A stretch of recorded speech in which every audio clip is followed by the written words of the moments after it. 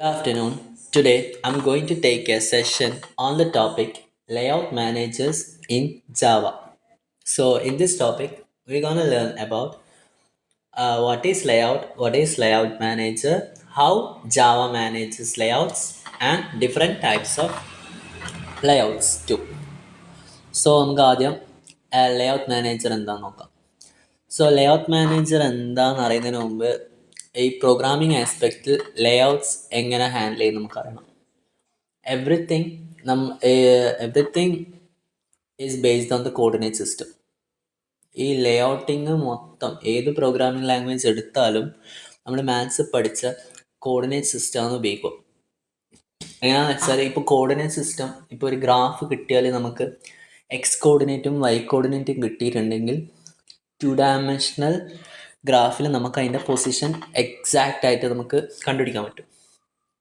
ഇവിടെ നമ്മുടെ ഈ സ്ക്രീനിന് ഒരു 2 ഡയമെൻഷണൽ ഗ്രാഫായിട്ട് ഇമാജിൻ ചെയ്തിട്ട് അവിടെ നമ്മളൊരു X coordinate Y coordinate mark ചെയ്യും. മിക്ക പ്രോഗ്രാമിംഗ് ലാംഗ്വേജിലും ടോപ്പ് കോർണർ ആയിരിക്കും ഒറിജിൻ, ടോപ്പ് ലെഫ്റ്റ് കോർണർ ആയിരിക്കും ഒറിജിൻ. ഓക്കെ, അപ്പോൾ അവിടെ നിന്ന് X coordinate Y coordinate mark ചെയ്താൽ നമുക്ക് എക്സാക്ട്ലി പൊസിഷൻ കണ്ടുപിടിക്കാൻ പറ്റും.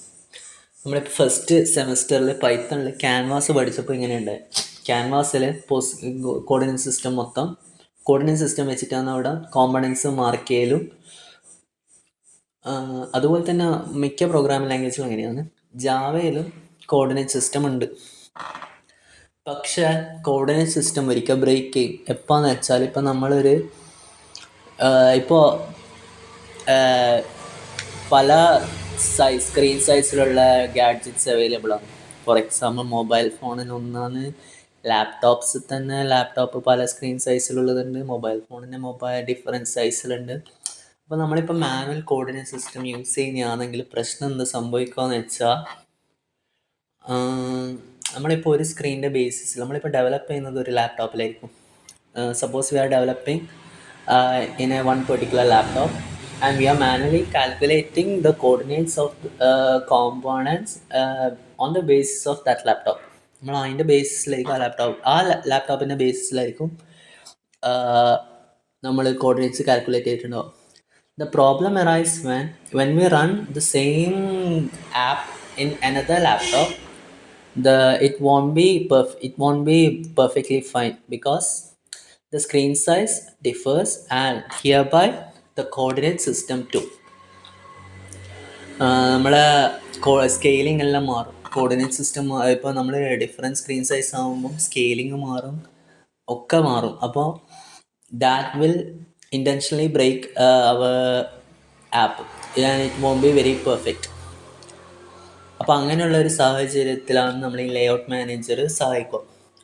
ഇവിടെ layout how it is helping is that it arranges the components within the window automatically with no calculations, coordinate calculations. നമ്മൾ ഏർലി കാൽക്കുലേഷൻ ചെയ്യാണ്ട് തന്നെ വിൻഡോസിൽ ഓട്ടോമാറ്റിക്കായിട്ട് കോമ്പോണൻസിനെ അറേഞ്ച് ചെയ്യും. Hereby we don't need any fixed positions. സ്ക്രീനിൻ്റെ സൈസ് അനുസരിച്ചിട്ട് components arrange ആയിക്കോളും. നമുക്കിപ്പോൾ പൊസിഷൻസിൻ്റെ കോർഡിനേറ്റ്സിൻ്റെ ആവശ്യമില്ല.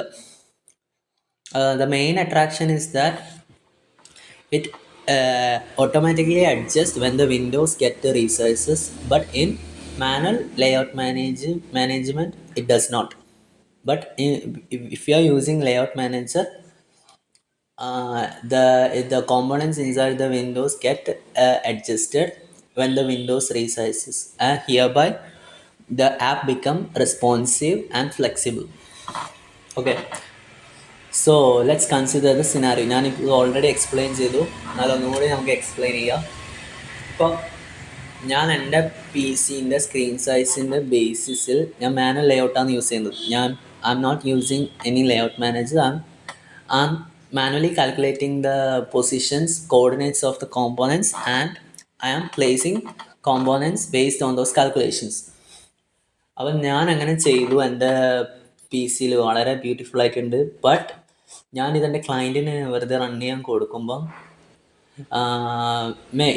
because the components may disarranged.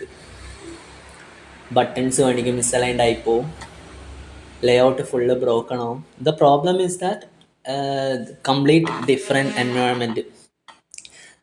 Client ചിലപ്പം വേറെ തന്നെ ഒരു ഓപ്പറേറ്റിംഗ് സിസ്റ്റം ആയിരിക്കും യൂസ് ചെയ്യുന്നുണ്ടാവുക. ഇപ്പോൾ ലിനക്സ് ആണെങ്കിലും വിൻഡോസ് ആണെങ്കിലും എല്ലാം. ഇവിടെ ഇപ്പോൾ നമ്മൾ ചെയ്യുന്നത് graphical interface, user interface GUI നമ്മളിവിടെ ചെയ്യുന്നത്. അപ്പോൾ GUI ലിനക്സ് ഹാൻഡിൽ ചെയ്യുന്ന ഒരു ടെക്നിക്കലായിരിക്കും, വിൻഡോസ് ഹാൻഡിൽ ചെയ്യുന്ന വേറൊരു ടെക്നിക്കലായിരിക്കും. ചിലപ്പോൾ ഇപ്പോൾ ചില കേസിൽ ചിലപ്പോൾ ചില ഇതിന് വേറെ ഡിഫറെൻറ്റ് വേസ് ആയിരിക്കും യൂസ് ചെയ്യുന്നുണ്ടാവും. ഇപ്പോൾ ആപ്പിളിലാണെങ്കിൽ മാക്കിലാണെങ്കിൽ വേറെ ടെക്നിക്കായിരിക്കും. അപ്പോൾ അതെല്ലാം കൊണ്ട് നമ്മുടെ manual calculations it may break our app. It won't be very perfect in the aspect of user interface and user experience. Fine. So why do we need layout managers? So in the left side, it is the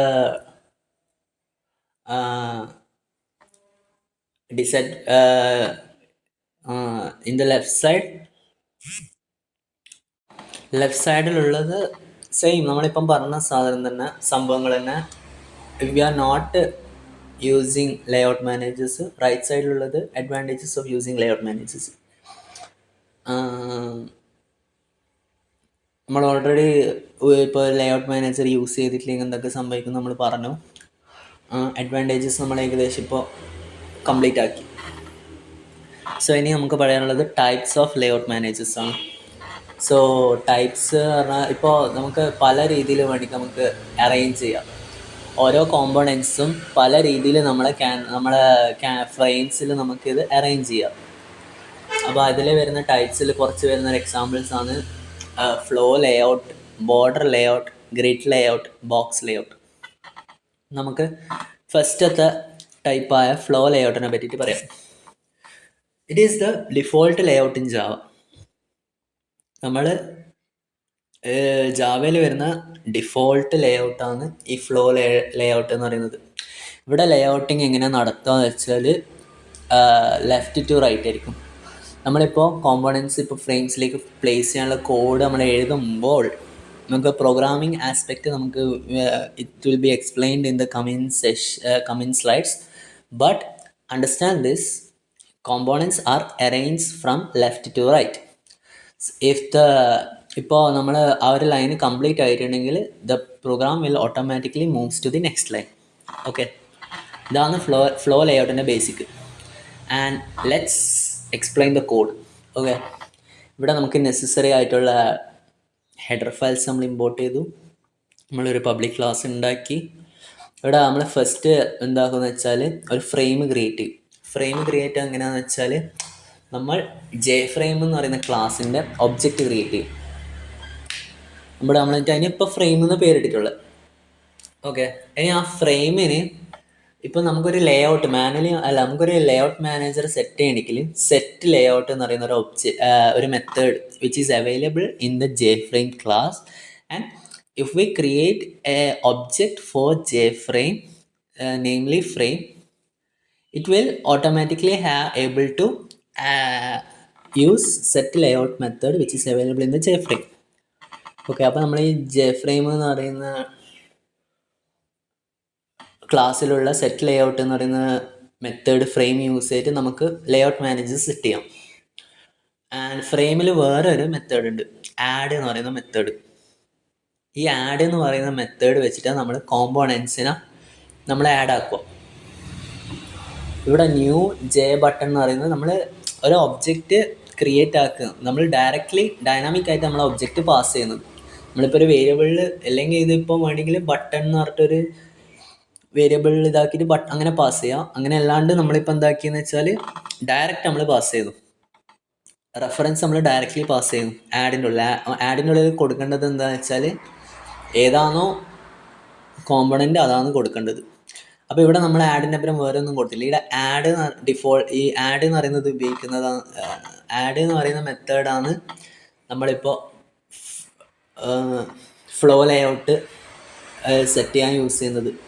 അപ്പോൾ നമ്മളിവിടെ ഒരു 8 button അങ്ങനെ add വെച്ച് കൊടുത്തിട്ടുണ്ട്. അപ്പോൾ ഈ 8 button എങ്ങനെ ഇതാകുമെന്ന് വെച്ചാൽ ലെഫ്റ്റ് ടു റൈറ്റ് എന്ന് പറയുന്നില്ല. അപ്പോൾ ആദ്യത്തെ ബട്ടൺ 1 എന്ന് പറയുന്നത് ലെഫ്റ്റ് സൈഡിലുണ്ടാവും, അതിൻ്റെ തൊട്ടിപ്പുറം ബട്ടൺ 2 അങ്ങനെ goes on until button 8.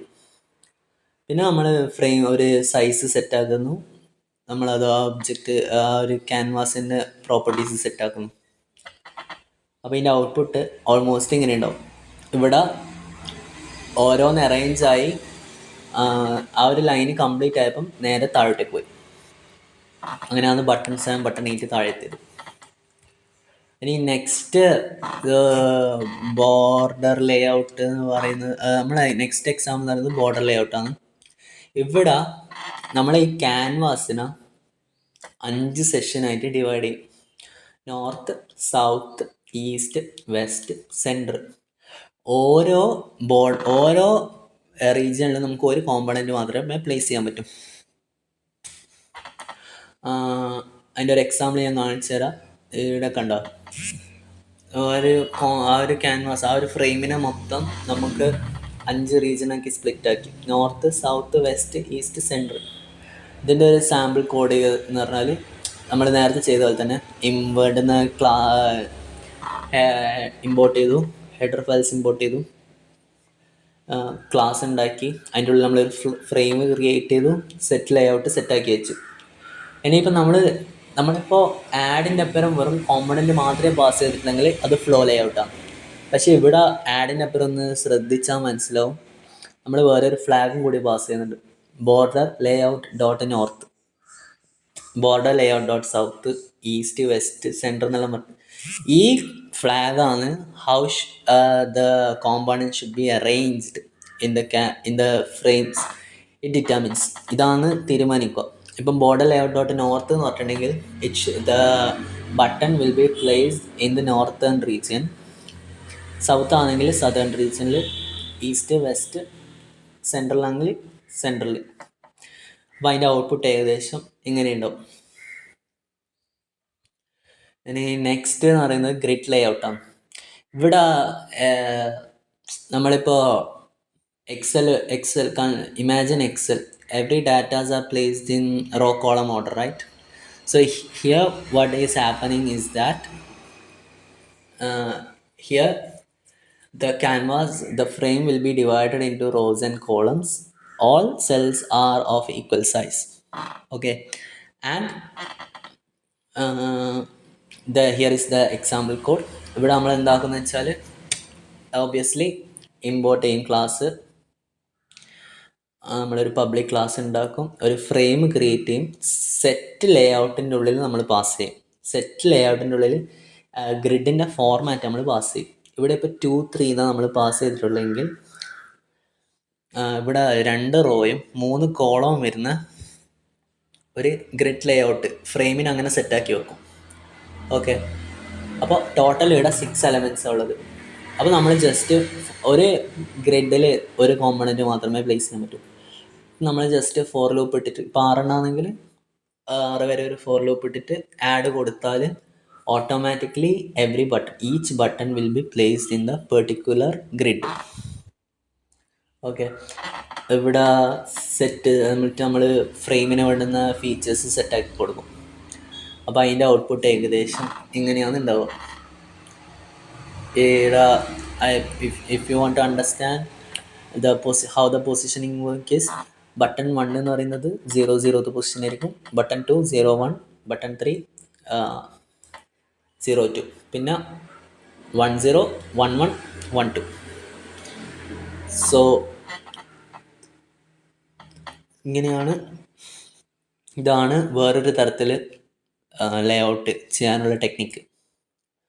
So ഇതിൻ്റെ ഓരോന്ന് ഫീച്ചേഴ്സ് നമ്മൾ പറയുന്നത് വളരെ ബേസിക്കായിട്ട് വേണമെങ്കിൽ ഫ്ലോ ലേ ഔട്ടും വളരെ ഈസിയാണ്. വളരെ ബേസിക്കായിട്ട് ഒരു ലേ ഔട്ടിങ് വേണമെങ്കിൽ flow Leh out is the best. Suppose ഇപ്പം നമുക്ക് ഒരു വെബ് പേജ് പോലത്തെ ഒരു മെയിൻ ആപ്പ്, അതായത് ഹെഡർ, ഫൂട്ടർ, മെയിന്, അങ്ങനത്തെ ആർട്ടിക്കിൾ, അങ്ങനത്തെ ആ രീതികൾക്ക് വേണമെങ്കിൽ ബെസ്റ്റ് എന്ന് പറയുന്നത് ബോർഡർ ലേ ഔട്ടാണ്. ഇനിയിപ്പോൾ നമ്മളിപ്പോൾ ഇപ്പോൾ ഷോപ്പിംഗ് കാർട്ട് അങ്ങനത്തെ ഒരു ടൈപ്പിൽ വെബ്സൈറ്റ്, അങ്ങനത്തെ ഒരു ഇതിലാണ് നമുക്ക് ഡിസൈൻ ചെയ്യണമെങ്കിൽ, മീൻസ് കുറേ കാർഡ്സും അതൊക്കെ ഇംപ്ലിമെൻ്റ് ചെയ്യാനാണെങ്കിൽ നല്ലത് ടേബുലാർ ഫോമിലാണ്. അത് ഏറ്റവും ബെസ്റ്റ് ഗ്രിഡ് ലേഔട്ടാണ്. So thank U.